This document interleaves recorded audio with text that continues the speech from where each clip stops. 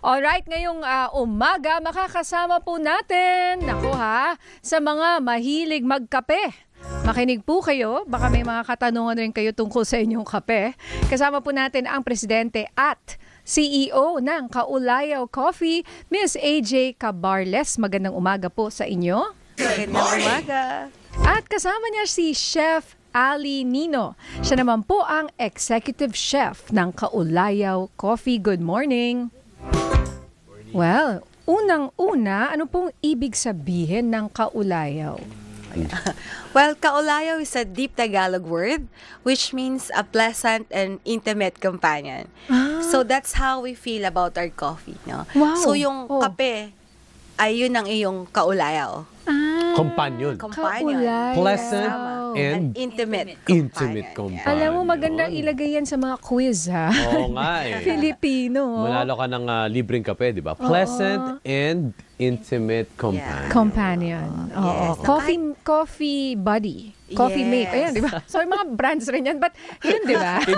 Kaibigan din natin yan. Si Coffee Buddy, si Mac. Hello, Mac. Taga-ABS dati may-ari. But, yeah. So, pero ang natututunan tuloy natin yung mga salitang ganyan. Pati yung pagkasulat nyo sa inyong kape. Yeah, baybayin. Baybayin. Alam mo ba yung baybayin? Yes. So, yung anak mo matututunan yan sa school. Tinuturo nila. Tinuturo ba nila? So, there's a time, buti nga parang nung time ko hindi masyado. Hindi. Pero ngayon, yung baybayin Part ay of usong-uso na yan. And in fact, yung anak ko, lagi niya sinusulat yan na-obsess sa baybayin. Oo, pangalan mo or yung iba nagpapatato. Yes, that's like Katulad nila. yun, oh. Wow, Ano ibig sabihin po niya, kaulayaw? kaulayaw. Galing. Galing, ang galing. Galing. Okay, bakit kape? Ba't nga kape? At nagsimula ang inyong business. Sige, Chef. Para sa akin, personally lang po, nung nagtatrabaho kasi ako sa ibang bansa and malayo ako sa loved ones ko, yung kape yung parang nagsisilbi na whenever I drink coffee, I feel like I'm with the ones I love. So, parang si AJ... Palapit po sa mic, ma'am. Given the fact na si AJ ay isang avid coffee drinker din. Ayan, nag-start kami as an online business during 2019. Oo. That's how it all started po talaga.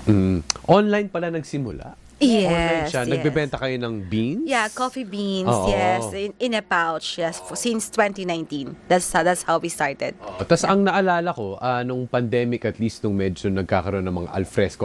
Yes. Pag nagdadrive ako dyan sa papuntang sa Marilake, sa papuntang Tanay, Kaulayaw, dun yun banda, di ba? Yes, Tama ba? meron Oo. din kaming branch doon. Oo. Yes, oo. Pero dun din siya unang nagsimula. No, we had it in Antipolo. Antipolo. Oo. Okay. Sa Antipolo kami talagang nag-flagship. Okay. Oo, along Sumulong Highway. Ayun, baliktad pala sa kabila. Alam mo yan Paakyat. nung Oo. pandemic, yung Yes. mga biker, rider, Yes. nagsastop Oo. dyan. Nadaanan ko rin yan nung tinry kong magbike papuntang Antipolo. Yes, Doon sa may cyclist. mga pine trees. Oo. Di ba? Yes. Ano na nga, tinan mo, pati. Ano na nga bang tawag doon, yung may papuntang pine trees? Meron dyan parang Baguio. Little Baguio. Little, hindi San Juan, ha? Yeah. Baguio din po. Hindi, merong Baguio area. Yeah, Hindi, I remember. mean, I sa remember. Antipolo. Oo. Okay. So, well, from there, andun pa ba yung flagship nyo na yun? Nung pandemic, di ba? So, nandun na kami for the past 5 years and 6 months. And we just transferred sa katabing-katabi. Oo. Doon So, din. Yes, along Sumulong pa din. andun Along pa Sumulong rin siya. Highway pa din. Pero May view lumipat pa lang rin. kami. Yes, it has Oo, also a diba? view. And nagsisimula kami ulit. What do you Yes. mean? Kasi before, we're just renting the building. And now, we will put up our own building. Wow, Wow, congrats! congratulations. Yan na talaga. Ibig sabihin talaga ay effective at nagtagumpay ang inyong parang pandemic project, no? Kung isipin mo. Parang no? Yes, Oo, yes. talagang nung pandemic siya, I Nag-bloom, guess, yeah. nag-bloom. Oo. Nag-bloom, di ba? Nag-bloom, oo. Imagine na starting na nagbenta lang ng mga kape online. Yes. Tapos ngayon, sarili nila. Oo. Ngayon, sa dami po ng kapihan, di ba? Ang dami ngayon left and right, ang Yes, daming kapihan. what makes you, parang siguro, what sets you apart? Gaano kayo naiiba? Kasi yung iba nagsasara rin sa kasamaang pala, di ba? Hindi tumatagal. Oo, bakit yung sa inyo nandiyan pa rin? Well, siguro, una-una, what's the kakaiba, no, sa Kaulayaw? We only offer Philippine coffee beans. 100%. Yeah, no? Yun naman ang Because gusto that's ko our mission and vision, no, in the company. And, Chef? Ayun. So, Oo. sa food naman po, we try to give people yung mga reimagined Filipino dishes namin. So like, since staple po sa Antipolo, sa Rizal, ang sumaka, Suman. di ba? Yeah. Ano Suman, yun? mangga, And Suman. Kasoy. Oh, that's Sumaka Festival kasi ang meron sa Antipolo. So, since we are in Antipolo, so Chef decided to make a mga reimagined Reimagined, suman yeah. dishes. Yes. And they Like could what? easily pair with The coffee, perfect. Yes. Oo. Like now, we just launched yung swaffles na tinatawag namin, Swaffles. which is Waffle. Ano po suman waffles. So it's Wow. basically suman turned into a waffle, and then meron siyang 4 flavors. We have Oo. ube, cheese, choco banana, yung classic mango, cashew, and cream. That's the Ayun. one. Wow, yun. And then, meron ding Oreos yan, para din sa mga sweet tooth. Uy, naman. Oreos. Ang galing, no? So siguro yung creativity talaga, Chef. Would you say that kung bakit binabalik-balikan kayo ng mga customers, siguro yung kakaiba, di ba? Na parang, ang galing, may bago Ngayon ko lang ito matikman Oo, Filipino flavor, And I would you guess say? po talaga, more than that, I totally agree yun naman po. But I think it's really my partner's heart for Philippine coffee. And yung pwede niya pang, kumbaga, kasi business kami, sir, but we also consider ourselves our social enterprise. Yes, yan. Okay. And yan yung gusto ko nga rin i-focus sa interview na to. Paano sinusuportahan ng Kaulayaw Coffee ang mga local coffee farmers sa ating bansa? Yeah, well, so we have like less than 100 coffee partners, no? But these are small-scale farmers, no? So, meron kaming like in Davao, no, Bansalan, Bukidnon, meron kaming mga farms na funded by Kaulayaw.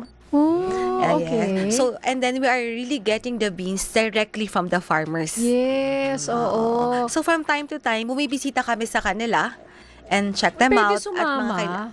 Ganun eh. Yes, of course. ay, Yes. ay, Akit na rin ng Mount. Ng Mount Apo. Kasi yung sa Ready Bansalan, na ba? nasa foothill siya ng Mount Apo, yung Yes, isang yes. farm na partner ni Kaulayaw. Diyan ba So, si Sergio Loon? Tama Yes, ba? yes. Oo. He's also, some of his beans also, nasa Kaulayaw. Tapos Yes. di ba parang may anak siya na gano'n na rin ginagawa? Yes, oo. Si Lendy is the youngest coffee farmer. New Ilang grader. taon? I Ha? think she was just like 20-something before. Oh. But now I think Lendy's in the US. Nasa US na? Yes. Ay, oo. Oo. Okay. Promoting Philippine coffee also. Yeah. Dapat magka-branch ka daw na. So pag sinabi niyong Kaulayaw, supported by Kaulayaw, kayo na yung nagpa-fund sa kanila. Kung hindi dahil na sabihin natin yung big support ninyo, hindi sila mag-ooperate. Tama ba? Not that really, sir. Oo. But para kaming mga kooperatiba. Okay. Yan. Ah. So, Sir, small scale small lang. things with Yes. great love can make a difference ang Okay. namin. Oo. Peg namin when it comes to helping local farmers. can you give us a run-through?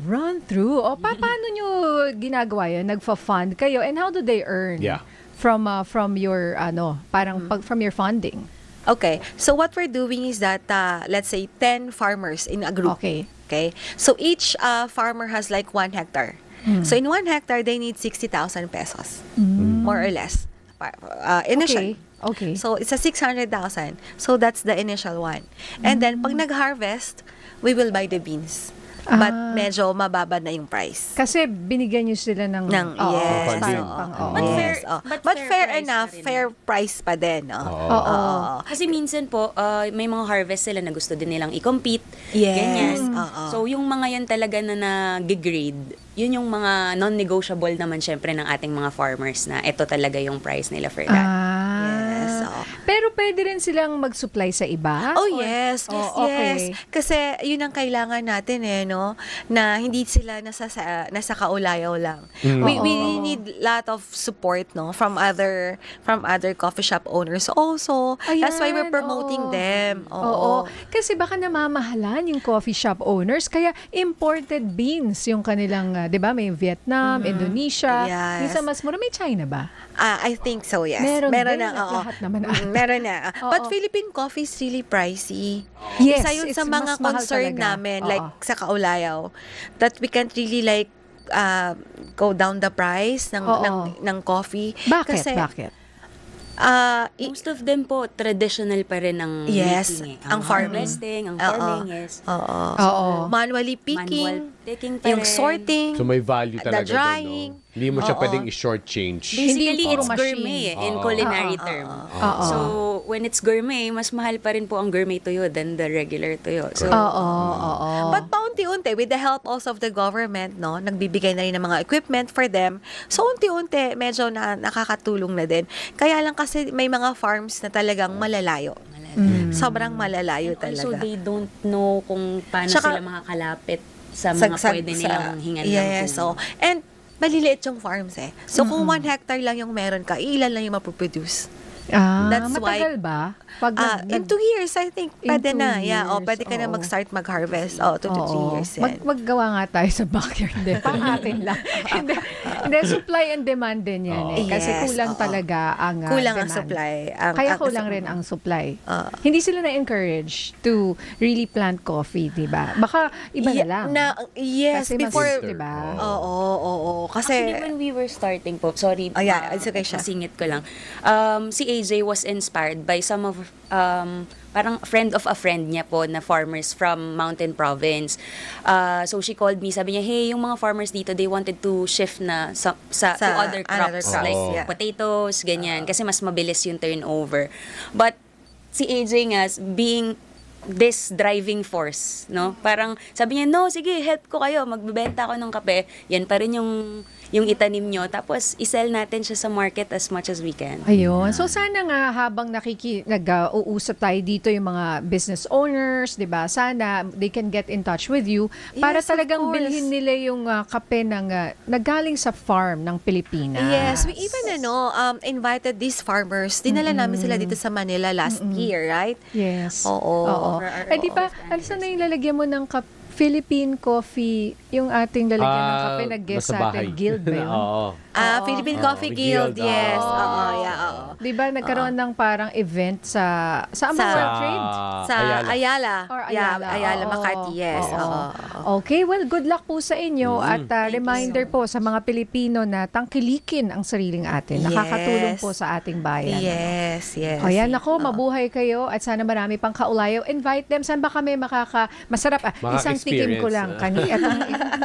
Yeah, Kasi hindi lasang papel. Yung iba dyan lasang papel. Mga brands na. Lasang papel, di ba? Ay, Iba. iba. Ay, hindi kasi Philippine Philippine iba, coffee, iba. rich in taste. Yes. O saan ba makakabisita ang mga kapamilya natin sa mga Kaolayaw branches? So we have in Antipolo along Sumulong Highway, and we would also like to tell everyone na meron kaming Valentine's promo.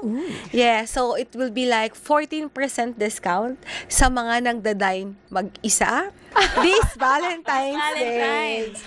Para kami ang inyong kaulayaw ngayong Oh. Valentine's Day. Why Then, not? ma'am, nagsisimula lang kami ulit. So, sabay gusto na- tayong magsisimula ulit. Sa Antipolo lang yan o sa lahat ng branch? Sa Antipolo, Sa Antipolo muna Antipolo. tayo. muna, Oo, and then yeah. hopefully mai-tour namin yung ganitong promotion, sir, Sa other branch. Dapat legit mag-isa, baka mamaya Baka mag-date nasa tapos labas tig-isa lang, pala oh. sila ng ng bibili na Pero isa kape. lang pwede mo bilhin. Isa lang ang pwede bilhin. Oo. Yes. So, sa Estancia, meron din, ano? Tama ba? saan? Capital Commons? Yes, Capital oo. Commons. Yeah, Capital oh. Commons. Na branch. Yeah, Yes. Okay. Uy, maraming salamat.